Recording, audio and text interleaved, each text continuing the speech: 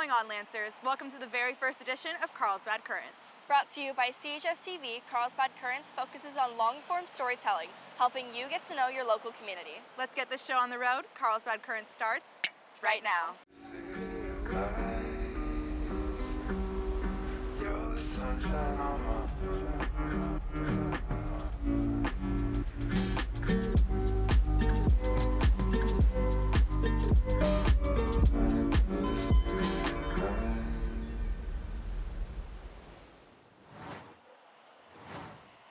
Welcome back. In today's journey through the Carlsbad community, our first stop takes us to our very own Carlsbad High School, where during the football season, a local community member uses his creative skills to bring our widespread sports community together.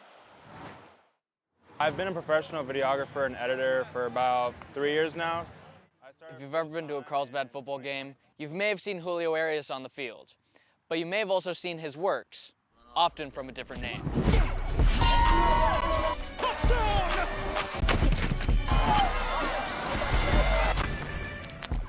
With the talent Julio has displayed over the past few years with Carlsbad football, you've got to wonder how it all started.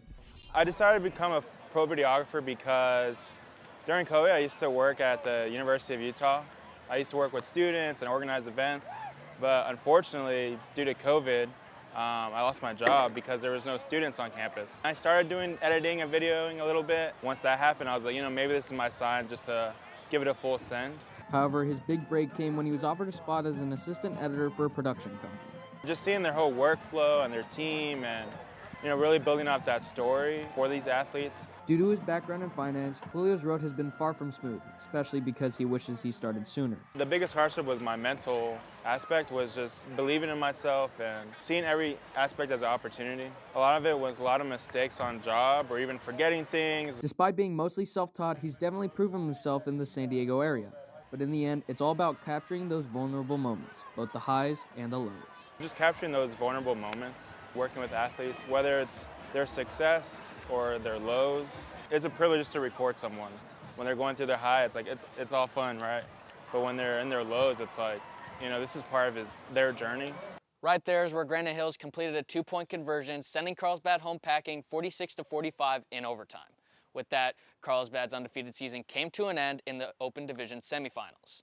And so did Julio's work with Carlsbad for the season. Luckily, he still works for others, and hopefully he'll be back next year, perfecting his craft and showing off true Lancer pride. With photojournalists Abraham Sebastian and Carter Barrett, for CHSTV, I'm Cash Versailles. Behind the successes of Area 51's videos is the Carlsbad High School football program. The coaches and staff have produced several collegiate as well as NFL players over the years. That's right, Faye. Our next package dives right into the football ecosystem, taking an in-depth look at their head coach, Thad McNeil. So if you're a high school kid, I think it's a great place to be. The Carlsbad football community has a family dynamic that not only brings in high-level players, but also continues to bring players back even after their careers are finished, including Coach Mack, Carlsbad football alumni. Julian is my 18th scholarship quarterback, so I've been so lucky. I think it's just really, it's a community. We got great kids.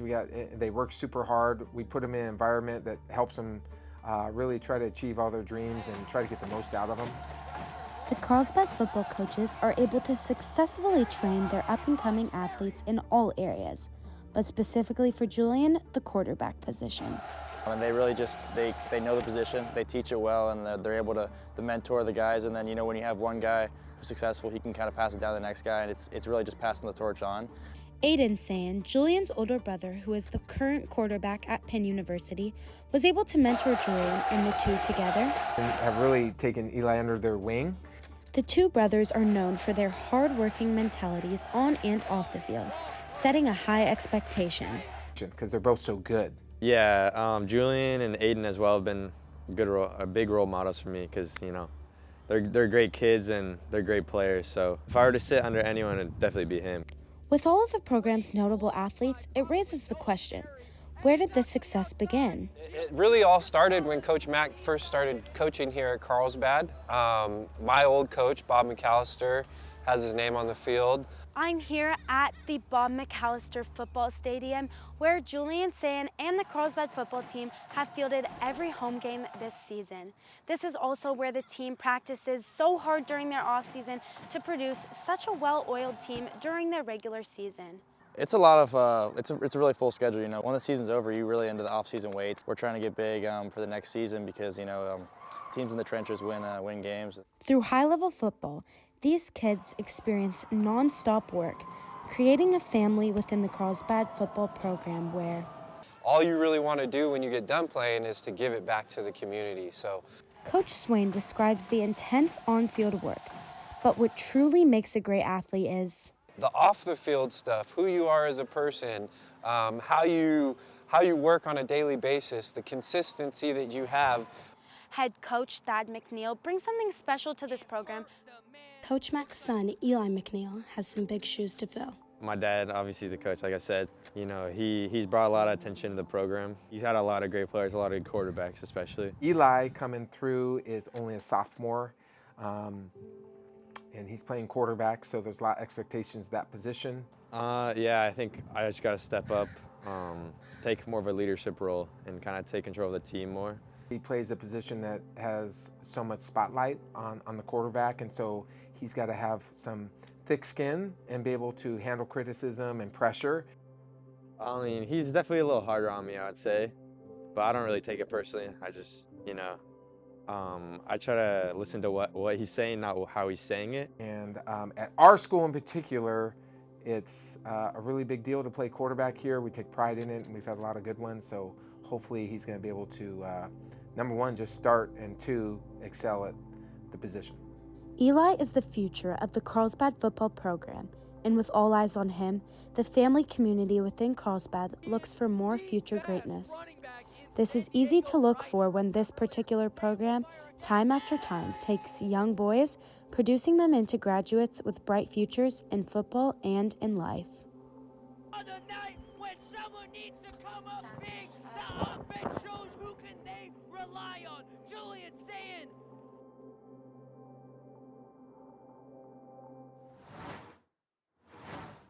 Ever since their days in Pee Wee football, those same players have been coming to local Carlsbad hotspot, That Pizza Place, after their games to celebrate with friends and family. But first, let's take a look at the future of Carlsbad weather and the impacts of El Nino on our local area. As we head into the winter months, you may have noticed a significant dip in temperature and bigger waves. This is the start of a big weather event that you should be aware of. We interviewed science teacher Mr. Levitt to give a detailed explanation of what we are seeing and what we will see.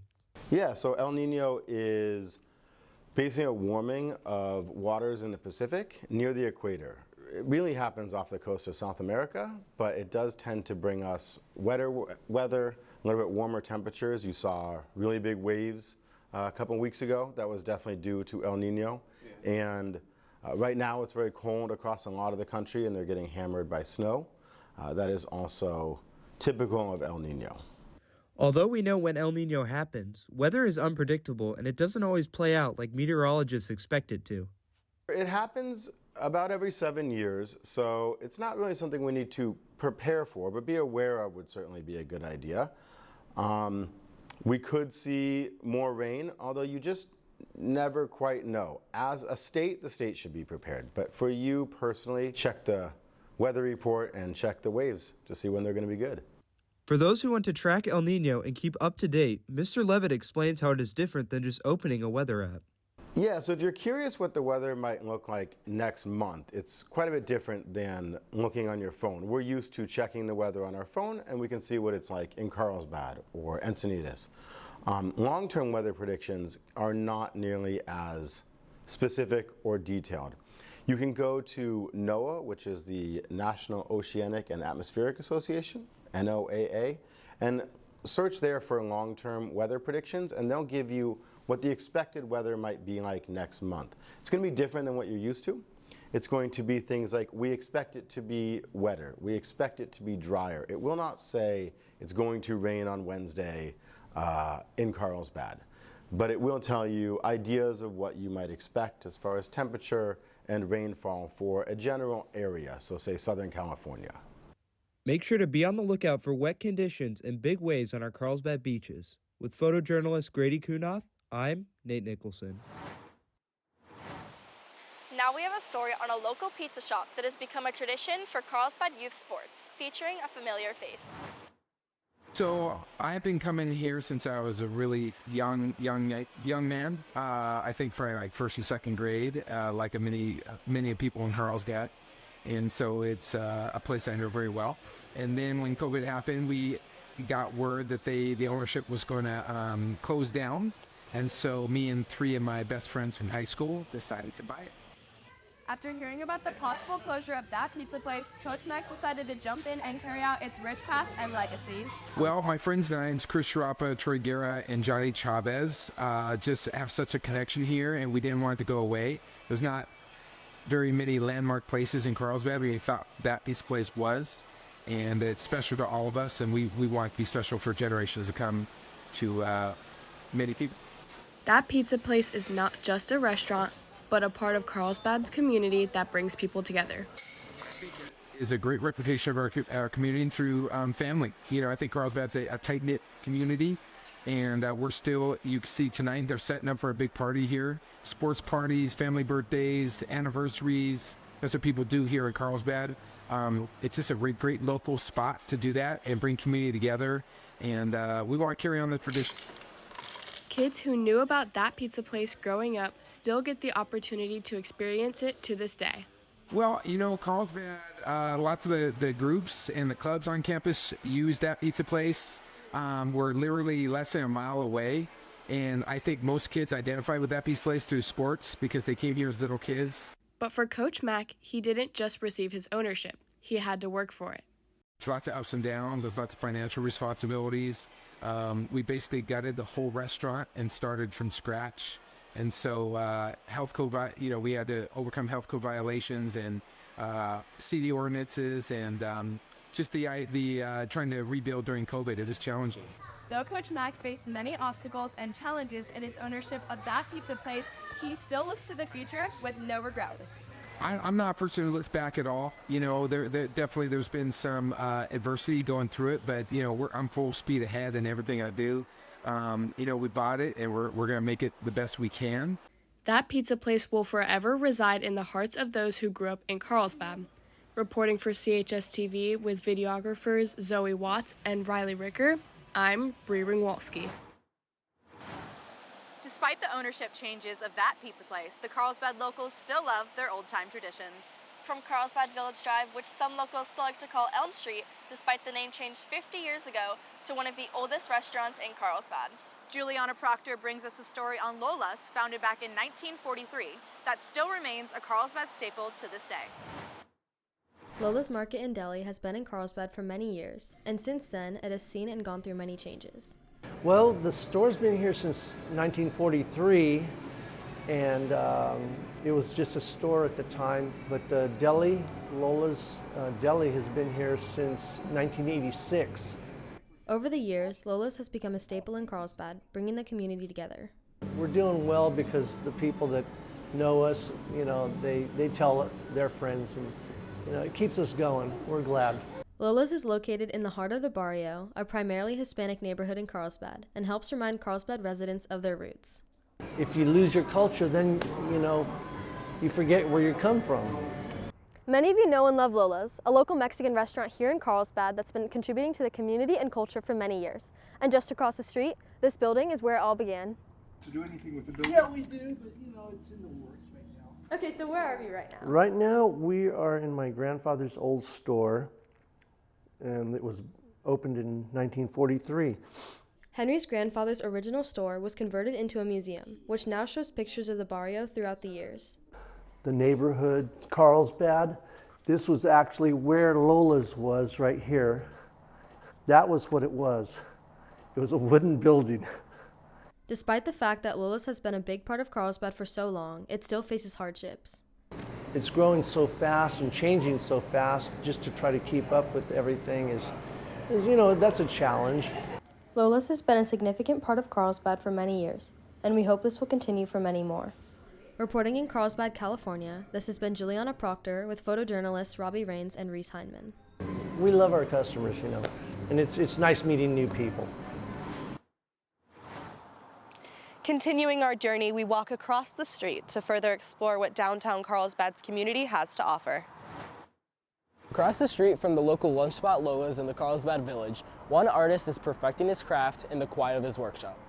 Yeah, able to pursue it as a career. I've been doing it full time for 10 years, building custom furniture, making custom pieces, doing sculptures. A lot of the new homes around here utilize for fireplace mantles, shelves, that kind of stuff. So it's nice. It helps support as a small local artist. But to Lance, there's more than meets the eye when you cut open a piece of wood.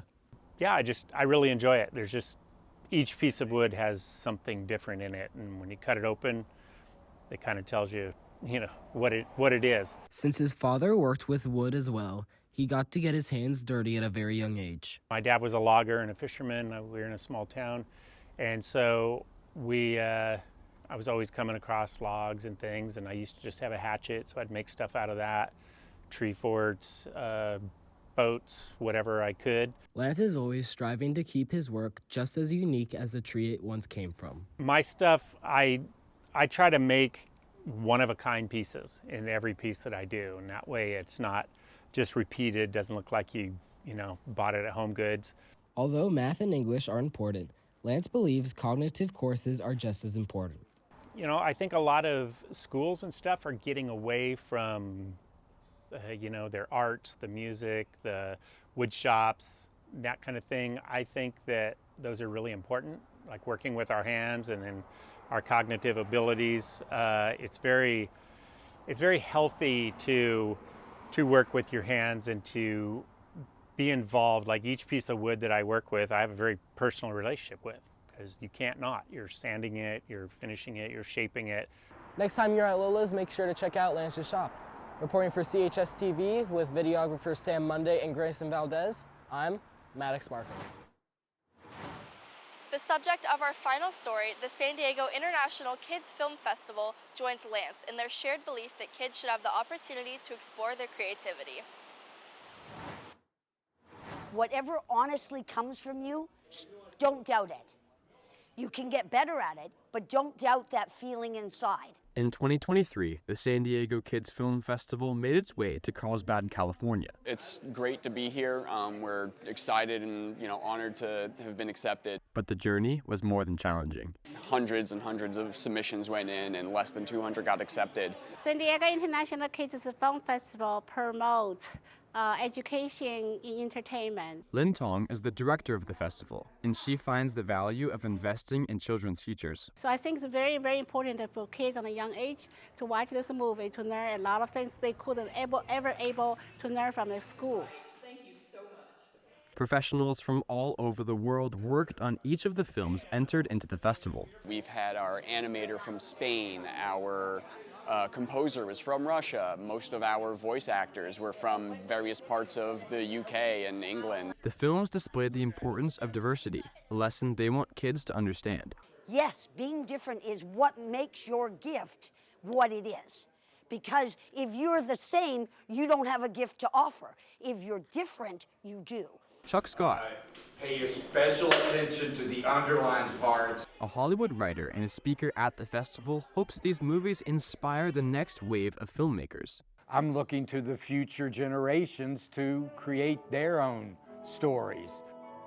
I'm severely dyslexic, so I have a real problem writing and reading. And it has actually benefited me, because what you need to do is take a downside and turn it into a positive.